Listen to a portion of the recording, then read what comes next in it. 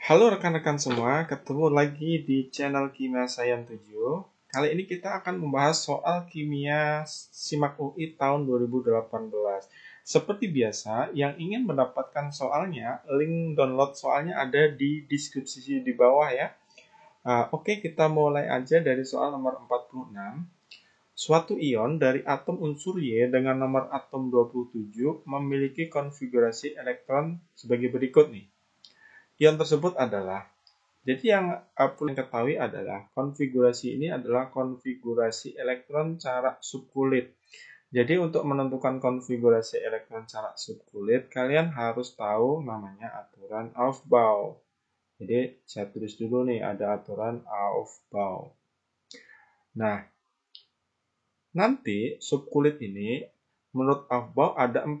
Jadi ada S, P, D, sama F. Nah, di kulit 1 itu diisi oleh 1 S.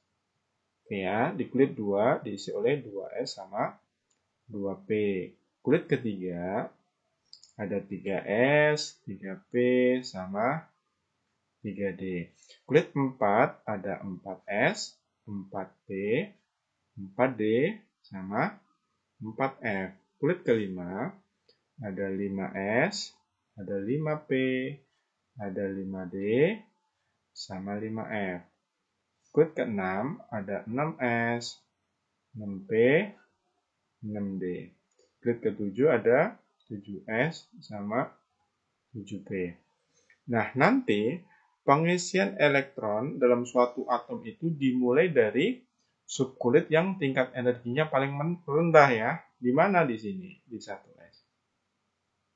Di 1S kemana? Ke 2S, 2S ke 2P, terus ke 3S, ke 3P, ke 4S, ke 3D, ke 4P, ke 5S, habis itu ke 4D, ke 5P, ke 6S, terus ke 4F, terus ke 5D, ke 6D, ke 7S, ke 5F, ke 6D, lalu ke 7P.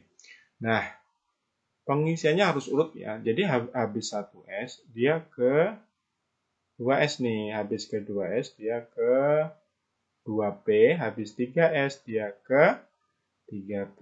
Habis ke 4S, dia ke 3D. Habis 5S, dia ke 4D. Habis 6S, dia ke 4F. Habis 7S, dia ke 5F. Nah, ini harus urut. Jadi, kita kembali ke soal. Jadi, si atom unsur Y, nomor atom 27. Nomor atom itu, jadi adanya di bawah nih ya. Ini nomor atom 27 itu di sini. Ini 27 si Y. Nah, akan saya tuliskan dulu nih. Jadi, si Y ini memiliki 27 elektron. Jadi, dia akan menempatin subkulit-subkulitnya ini. Jadi, kita urutkan dulu ya. Habis 1S ke 2S, terus ke 2P, terus ke 3S, terus ke 3P, terus ke 4S, terus ke 3D. Oke. Nah, yang perlu kalian ketahui bahwa kalau dia subkulit S, itu maksimal nanti 2. Ini P 6, D 10, F ini nanti 14. Jadi ini adalah jumlah elektron yang boleh diisi oleh tiap subkulit. Ini maksimalnya 2 nih. Ini 6, ini 10, ini 14. Jadi ketika Y punya 27 elektron, ini elektron ini akan menempati subkulit-subkulit ini sebanyak 27. Jadi kita mulai dari energi yang paling rendah nih, subkulit energi terendah di sini. Berarti ini 2, oke ya. Ketemu lagi S, maksimal kan 2 tuh. Ini 2. P, ini kan P maksimal 6. 6. Terus S, 2 lagi. Ketemu P yang ini ya, 6. S ini yang ini, 2 lagi. Terus kita hitung nih. 2 tambah 2 tambah 6, 10. Tambah 2, 12. Tambah 6, 18. Tambah 2, 20. Padahal si Y punya 27. Berarti kurang 7 di D. Ingat D itu maksimal 10. Jadi ini kita nggak apa-apa nih isi 7 karena dia maksimalnya 10 gitu. Nah, ini adalah kondisi atom netral. Gitu, ini kondisi atom netral. Padahal di soal dia bilang suatu ion nih, konfigurasinya ini. Maka kita akan cari dulu nih si Y ini ionnya muatan positif atau negatif. Caranya gimana? Ya, kita tulis dulu nih. Ini si Y. Nah, ini berarti 1S, 2S, 2P, kemudian 3S, 3P, 4S, 3D. Oke. Nah, ini tadi maksimalnya, ini 2 ya. 2, 2, 6, 2, 6, 1, ini 7. Oke. Nah, kita bandingkan nih. Ini kan jumlahnya 27. Sekarang ini jumlahnya ada 26. Kenapa? Ini kan 2 nih jadi 1 nih. Artinya apa? Si Y ini dia kehilangan 1 elektron. Jadi kalau dia kehilangan 1 elektron, dia menjadi ion positif. Ya kan? Kalau ion positif, kalau hilangnya 1 elektron, maka ini akan membentuk ion Y+. Maka inilah jawabannya. Maka ini ionnya adalah Y+. Berarti ini jawabannya adalah A ya. Soal nomor 47, unsur X dan Y dapat membentuk senyawa XCl3, YCl3, dan YCl5. Jika nomor atom X dan Y berturut-turut adalah 13 dan 15, pernyataan yang benar adalah. Oke, ini soal tentang, lagi-lagi tentang kepolaran. Jadi kalau untuk kepolaran, yang kalian lakukan adalah bikin konfigurasi elektronnya. Jadi 13X, kita bikin dulu ya. 13X itu konfigurasinya adalah 2, 8, 3. Oke. Kemudian si Y, nomor atom 15. 15Y berarti konfigurasinya adalah 2, 8, ini 5. Kemudian si Cl. Cl itu nomor atom 17. Berarti ini adalah 2, 8, 7. Jadi ketika dia berikatan, itu yang kalian gambar di ikatannya, di rumus Lewisnya. Ini adalah elektron yang terletak pada kulit paling luar yang saya lingkaran merah ini. Nah, tujuan ikatan itu kan sebetulnya adalah biar elektron ini, elektron valensi ini menjadi oktet atau 8. Dengan cara apa? Ya bisa dengan cara ionik atau kovalen, bisa dengan serah terima elektron atau dengan memasangkan elektron. Nah, ini bab kovalen polar ini adalah dengan cara memasangkan elektron nih. Jadi kita gambar dulu nih ya. Kita gambar dulu untuk XCl3 di sini. XCl3. Kemudian ada YCl3. YCl3. Kemudian ada YCl5. Oke. Kita gambar dulu strukturnya ya. Ini X. Di sini atom besarnya X. Ini Cl. Ada 3. 1, 2, 3. Oke. YCl3. Ini Y. Ini Cl. Ini Cl. Ini Cl. Oke. YCl5. Berarti ini Y. Jadi kalian nggak usah bingung. Kalau dia 5 ya bikin aja segi 5. Gitu. Kalau 3 ya segi 3. Cl. Ini Cl. Ini Cl. Ini Cl. Ini Cl. Oke. Kemudian, perhatikan nih. Jadi si X ini kan dia memiliki 3 elektron. Nah, 3 elektron ini nanti kita kasih ke Cl nih. Cl kan 7. Berarti untuk 8 butuh 1 dong. Berarti ini nanti akan saling memasangkan 1 elektron. Jadi ini ikatannya 1. 1, 2, 3. Oke ya. Kemudian si Y 5. Nah, elektron valensi 5 ini nanti dikasih ke Cl di sini. 1, 2, 3. Sisa 2 elektron dong. 2 elektron ini nanti akan menjadi pasangan elektron bebas. Saya taruh di sini. 1, 2. Nah, ini PEB. Ini pasan elektron bebas.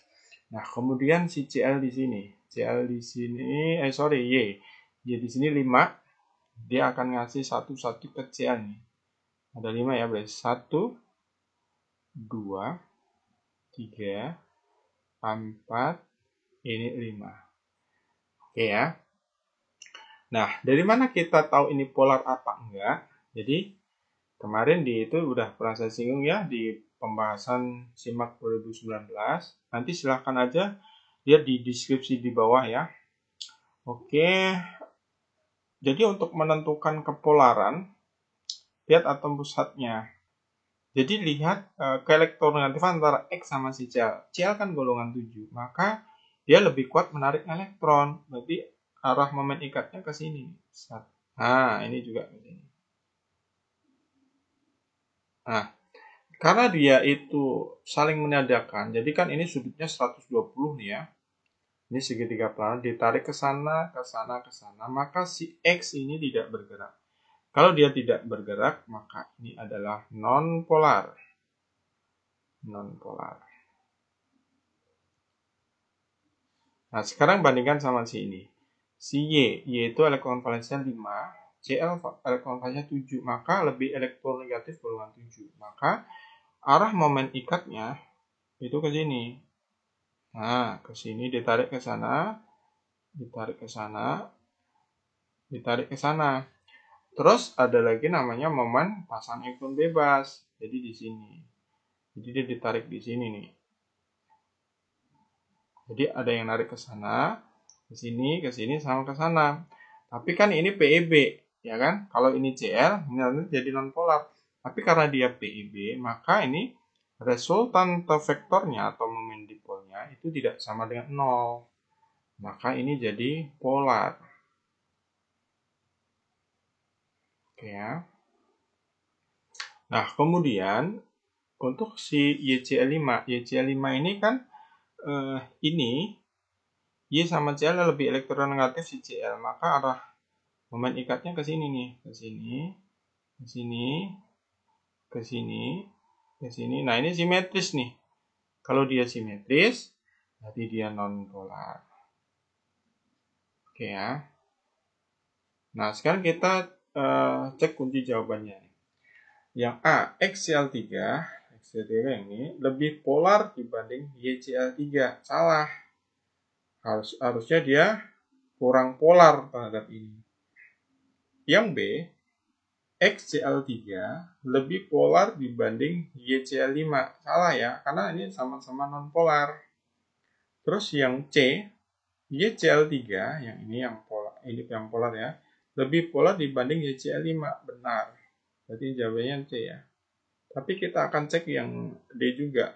YCl5 lebih polar dibanding XCl3. YCl5 yang ini lebih polar dibanding ini. Salah. Harusnya dia lebih non-polar. Kemudian YCl5 lebih polar dibanding YCl3. Salah juga ya, karena dia harusnya kurang polar ya. Jadi benar jawabannya adalah C. Soal nomor 48, senyawa hidrokarbon dibakar sempurna dengan oksigen berlebih menghasilkan 44 gram karbon dioksida dan 13,5 gram air. Rumus senyawa hidrokarbon tersebut adalah, jadi hidrokarbon itu adalah CXHY. CXHY.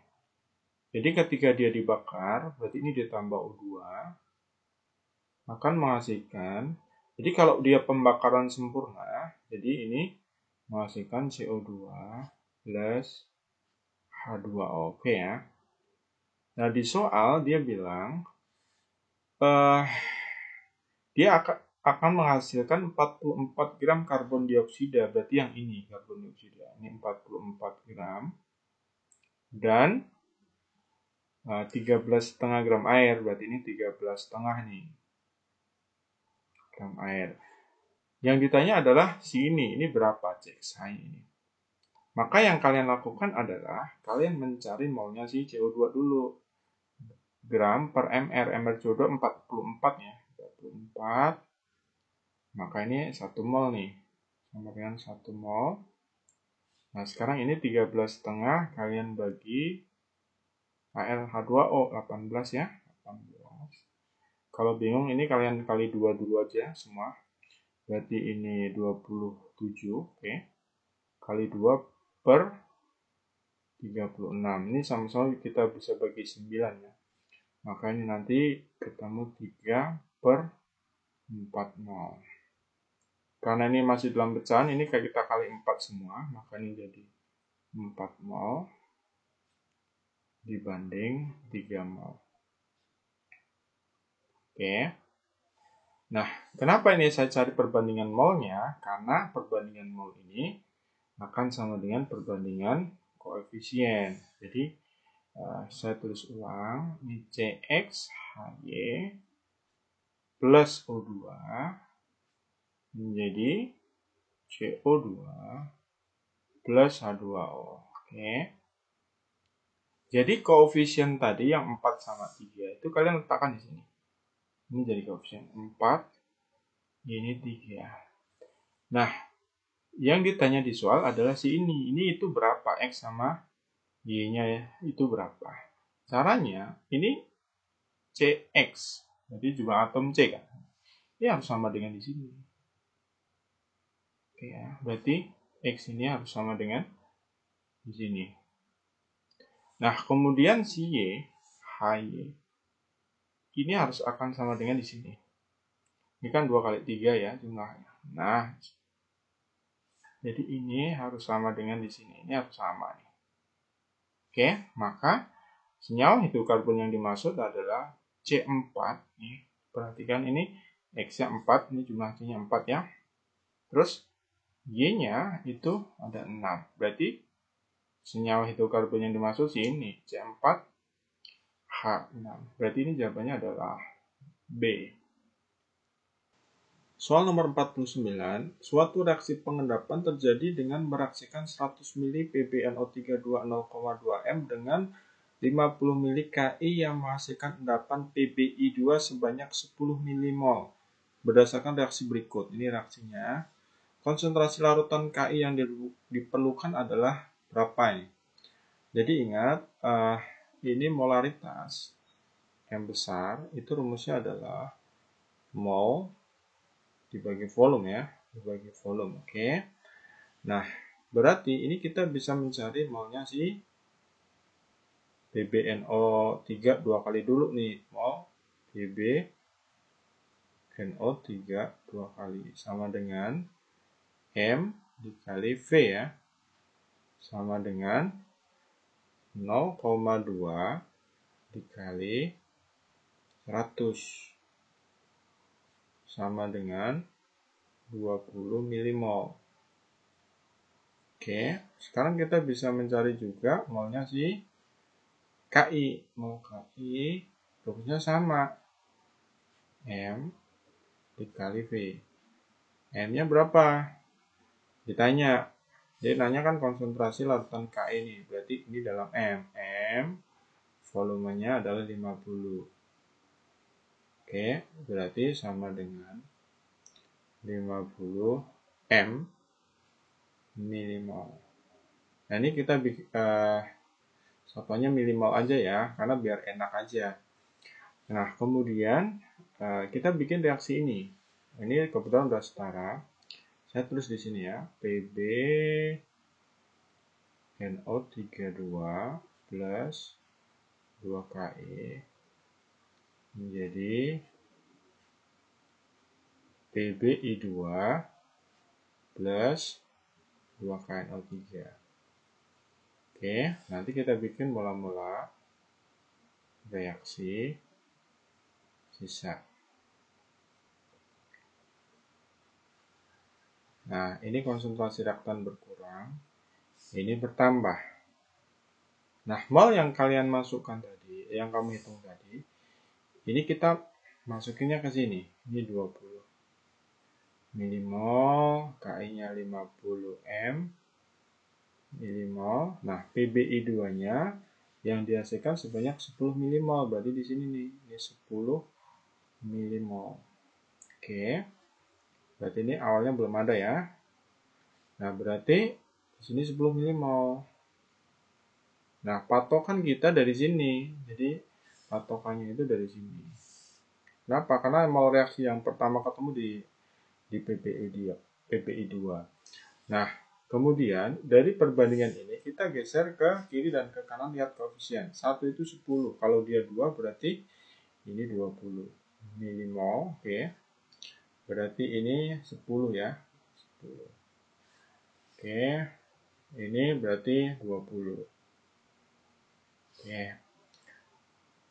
Berarti ini sisa 10 milimol, oke. Nah, ini harus habis. Kenapa? Karena ini sisa. Nah, ini 20 milimol.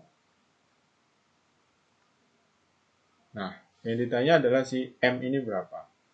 Maka kesimpulannya adalah 50 M dikurang 20 sama dengan 0. Maka 50 M sama dengan 20. Oke, coret aja 0-nya. Maka M sama dengan 2/5. 2/5 berarti 0,4 molar. Berarti jawabannya adalah A. Soal nomor 50. Ke dalam sebuah bola basket bervolume 5 liter pada suhu 27 derajat Celcius dan 1,2 atm dimasukkan campuran gas yang terdiri dari 80% helium dan 20% argon. Jika kedua gas dianggap bersifat ideal dan tidak bereaksi, jumlah molekul helium dalam bola basket tersebut adalah. Jadi ini saya gambar dulu, ini adalah bolanya. Oke, bolanya. Nah, volumenya adalah 5 liter. Kemudian suhunya 27 derajat Celcius ya. Tekanannya 1,2 atm. Kemudian di dalam bola ini ada 80% gas helium dan 20% gas argon. Nah, pertanyaan adalah jumlah molekul. Jumlah molekul itu X ya. Helium dalam dalam bola basket tersebut. Berarti tekanan total ini, jadi P total ini sebetulnya adalah milik tekanannya si helium, oke ya, ditambah tekanannya si argon. Nah, karena perbandingan helium sama argon ini 80% dibanding 20%, maka kalau mencari tekanannya si helium, tekanan helium nanti adalah, jadi dari volume ini nanti 80% ini jadi 0,8 akan kita kalikan dengan tekanan totalnya 1,2. Maka ketemulah 0,96 atm ya, 0,96 atm. Oke. Nah, sekarang kita masukkan ke gas ideal. Kenapa? Karena di soal udah ada volume, suhu, sama tekanan. Kita masukkan ke dV sama dengan N dikali R dikali T. Nah, P-nya 0,96. Volumenya kan dalam bola basket, ini berarti volumenya 5. Molnya kita cari ya, molnya si helium. R-nya 0,082. T-nya adalah 27 plus 273. Maka ini kita hitung 0,96 kali 5 itu berarti 4,8 ya. 4,8 sama dengan mol 0,082 dikali 300. Jadi kamu hitung 24,6. Maka molnya sama dengan 4,8 dibagi 24,6 sama dengan ini 48 per 246. Ini kamu bagi 2, berarti ketemu 24 per 123 mol ya. Nah, mol helium ini nanti kalian masukkan ke rumus rumus mol yang ada hubungannya sama jumlah partikel. Ingat ya, rumus mol sama dengan jumlah partikel per Avogadro. 6 kali 10 pangkat 23 nih. Maka ini nanti kita akan mendapatkan persamaan. Molnya tadi kita masukkan 24 per 123 sama dengan X yang kita cari per 6 kali 10 pangkat 23. Nah, ini nanti kalian hitung ya. Nanti kali silang 24 kali ini dibagi 123. Nanti ketemunya adalah 1,17 kali 10 pangkat 23. Berarti jawabannya adalah B. Nomor 51, pembakaran glukosa dalam kalorimeter sesuai dengan reaksi berikut. Jika 45 gram sampel glukosa dibakar dalam kalorimeter dengan kapasitas kalor 120 kJ per derajat Celcius dan menghasilkan peningkatan suhu dari 18,2 menjadi 35,7 derajat Celcius, kalor pembakaran glukosa dalam satuan kilojoule adalah. Jadi ini adalah percobaan kalorimetri ya. Jadi ini tujuan kalorimetri adalah menentukan delta H. Nah, nanti konsepnya seperti ini. Jadi delta H itu rumusnya adalah Q per N. Oke. Delta H itu Q per N. Nah, kalau dia suhunya naik, ini kan suhunya naik nih. Ini minus. Oke ya. Bisa aja nanti di soal suhunya turun. Kalau dia suhunya turun, ini plus. Artinya apa kalau dia suhunya naik? Itu reaksinya eksotermis. Jadi ini kalau suhu naik itu kalian pakai rumus yang ini. Jadi kalian pakai rumus yang ini nih. Tapi kalau dia suhunya turun, kalian pakai rumus yang ini. Oke. Nah, sekarang Q itu apa? Q itu adalah kalor reaksi. Jadi Q itu adalah kalor reaksi. Nanti rumusnya adalah M C delta T. Ini massa larutan ya. Ini kapasitas kalor larutan. Ini perubahan suhu plus C. Ini kapasitas kalorimeter ya, C besar kali delta T perubahan suhu. Atau kalian bisa pakai rumus ini, Q sama dengan M C kali delta T. Atau kalian bisa pakai ini, Q sama dengan C besar kali delta T. Jadi ada 3 kemungkinan untuk mencari Q ini tadi. Terus taunya dari mana? Dari kondisi soal. Soalnya itu kan yang kita lihat di sini kan nggak ada larutan sama sekali, ya kan? Ini itu adalah mol nanti, mol yang ini, oke, gram per ml. Kapasitas kalor kan yang C besar, hanya sama suhu. Maka ini kita nggak pakai rumus ini, kita pakai rumusnya ini. Oke. Nah sekarang kita masukkan. Nah C itu tadi kan kapasitas kalorimeter ya yang ini. Berarti ini 120 kilojoule per mol, oke. Per derajat Celcius. Oke. Dikali delta T, perubahan suhunya itu gede kurang kecil. Besar kurang kecil ya, 35,7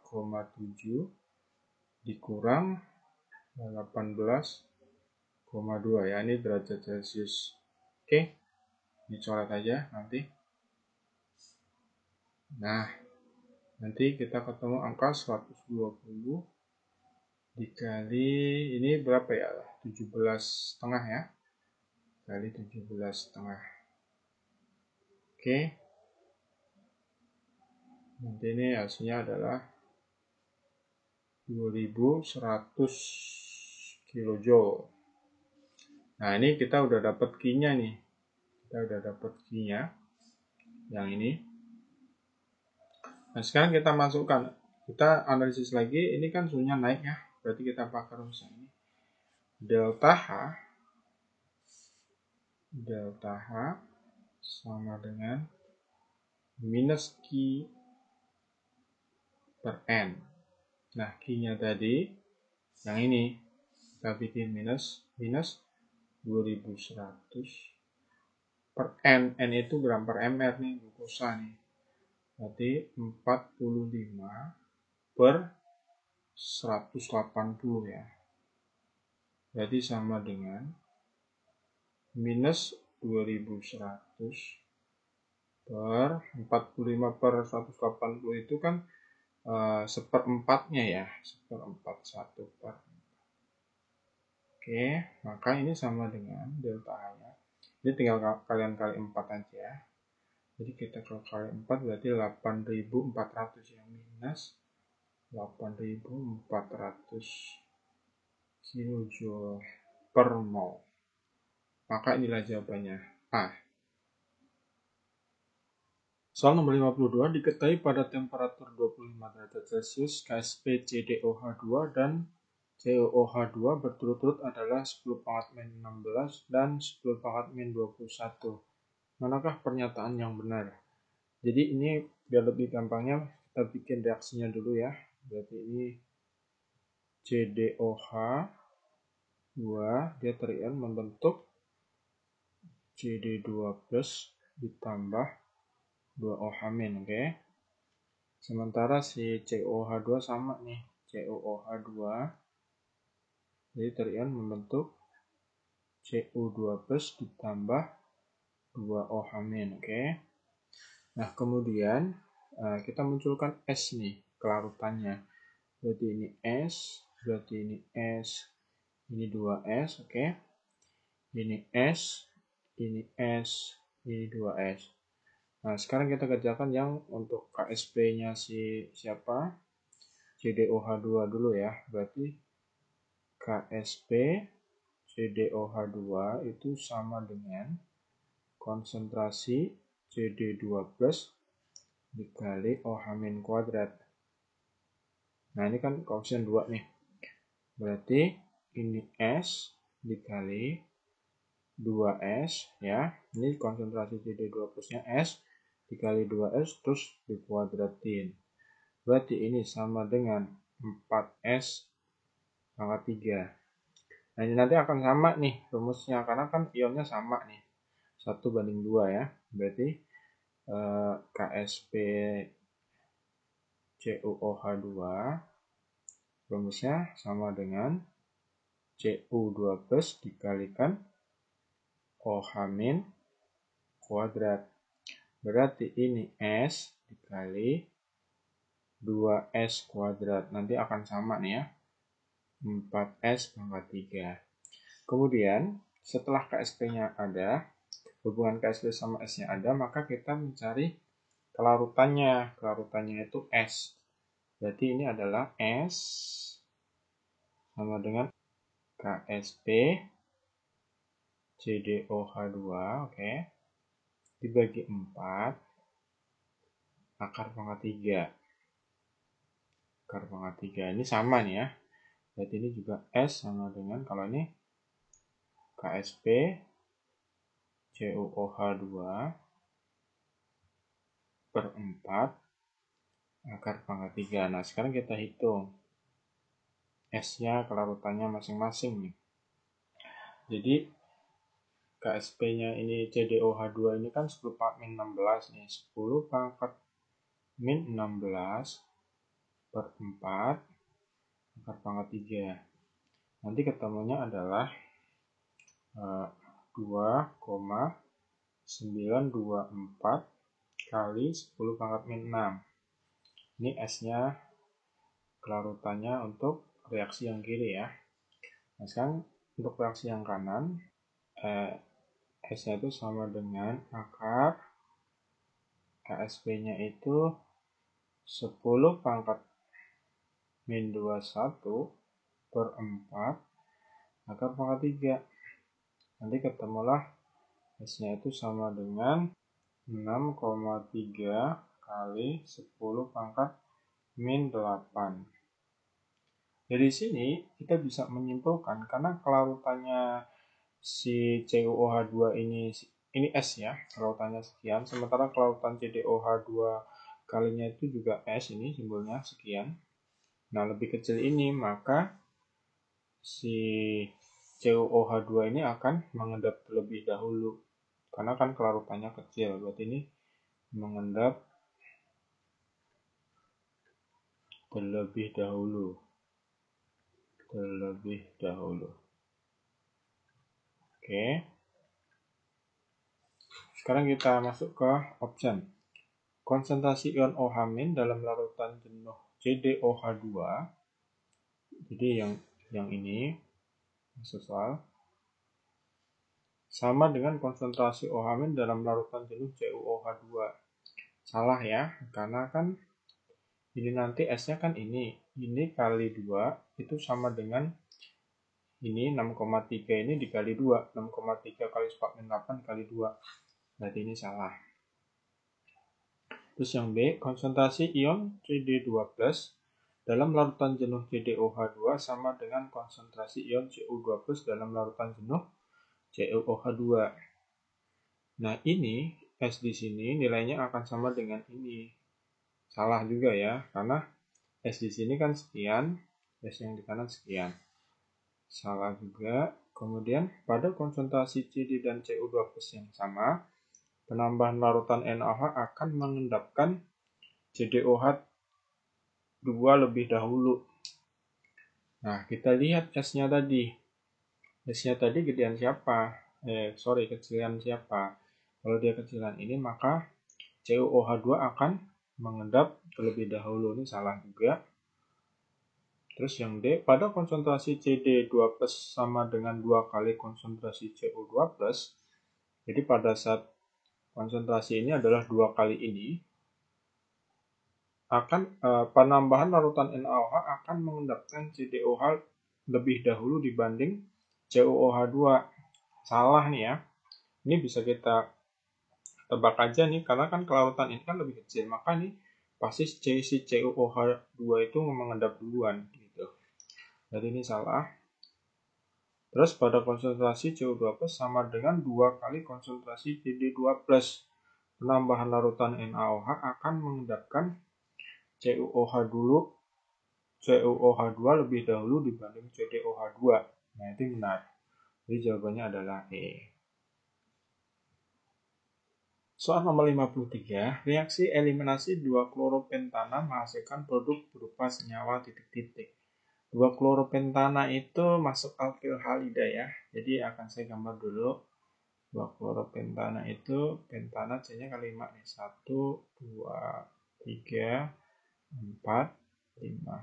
2 kloro saya. Satunya di sini, duanya di sini. Ini Cl. Oke. Ini H. Ingat H4 tangan ikat, berarti ini kurang 3. Ini 2, ini 2, ini 1, ini 3 ya. Nah, kemudian ini adalah gugus R. Gugus R dan ini X. Ini R, ini X. Nah, X sendiri adalah halogen. X itu bisa F, boleh Cl, boleh Br, boleh I gitu. Nah, karena kita bicara tentang alkil halida, jadi ini gugusnya adalah Rx. Rx itu adalah alkil halida. Alkil halida. Nah, dalam alkil halida nanti terjadi 2 reaksi, namanya reaksi substitusi. Substitusi itu pergantian ya, reaksi pergantian gugus. Jadi nanti ada SN1 nih, atau dia SN2. Kemudian ada lagi reaksi namanya eliminasi. Eliminasi itu dari ikatan tunggal, gampangnya gini, menjadi ikatan rangkap. Jadi nanti jenisnya ada E1 sama E2. Nah, sebetulnya materi ini nanti E1, E2, SN1, SN2 itu nanti ada di kuliah ya. SN itu substitusi nukleofilik nih. Seperti itu. Jadi ini emang materinya agak berat, cuma karena soalnya masih alkil halida, nah, akan saya terangkan sedikit lah ya. Nah, alkil halida ini yang saya gambar ini adalah termasuk alkyl halida sekunder. Kenapa? Karena C yang ngikat, lihat nih, atom C yang ini yang ngikat Cl ini ngikat dua atom C yang lain, 1, 2. Maka ini saya sebut dengan alkyl halida sekunder. Seperti itu. Nah, kalau di alkyl halida sekunder, kemungkinannya nanti hanya ada reaksi SN2 sama reaksi E2. Nah, karena di soal bilang eliminasi, maka reaksinya itu yang dimaksud adalah reaksi E2 nih. Jadi bukan yang ini, karena ini kan substitusi itu reaksi pergantian aja. Oke. Nah, reaksi alkyl halida sekunder ini dia akan mengalami reaksi E2 itu kalau dia ditambah sama basa kuat. Gitu ya. Basa kuat. Saya ambil contoh misalkan KOH nanti ya. Nah, misalkan ini saya tulis ulang. Ini ada 1, 2, 3, 4, ini 5 ya. Ini Cl di sini. Dan ini ada KOH. Oke.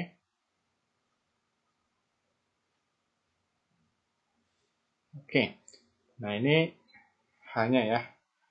Ini hanya, ini H3. Ini H2. Ini H2. Ini H. Ini H3.